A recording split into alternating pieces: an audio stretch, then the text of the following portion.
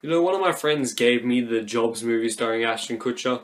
I haven't watched it, so I haven't, and I probably won't because this is very good. So how come 10 times in a day I read Steve Jobs as a genius? What do you do? Musicians play their instruments.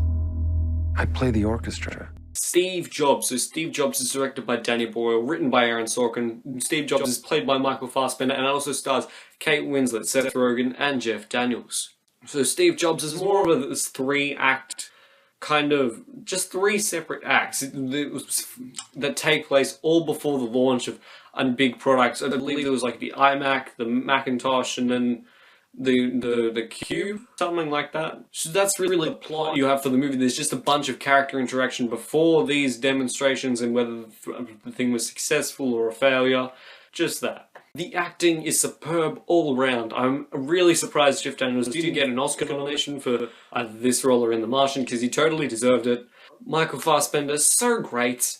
Like, he resembles Steve Jobs so much when he was younger, but not as much as he got older. The writing by Aaron Sorkin is ace. It's basically flawless. Like, every bit of dialogue that's happening between these characters is just so fast and witty coming out of the mouth. You're like, but it feels somewhat restrained, kind of like the direction, so that they can both work to some sort of magical connection between the two. And the way the actual narrative of the movie really blew me away, because it's told over three separate locations, in three really isolated time periods. It's like 1982, 1984, and then 1999. It's really, like, they had one, and they had like two events close to each other, and then you see this growth for the final act, which the character growth that happened between the characters, despite it being like so disjointed in time periods, felt really cohesive as an actual narrative, and that's just really impressive. If there's a flaw, it's probably Danny Boyle's direction at some points in the movie. Like, there's a point, several, like, just moments in the movie where the direction somewhat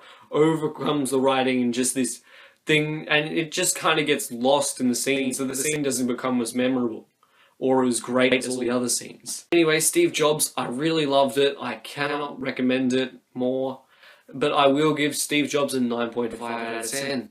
Have you seen Steve Jobs? Let me know in the comments down below. Like the video if you enjoyed it, and subscribe to the channel. See you guys next time. Bye.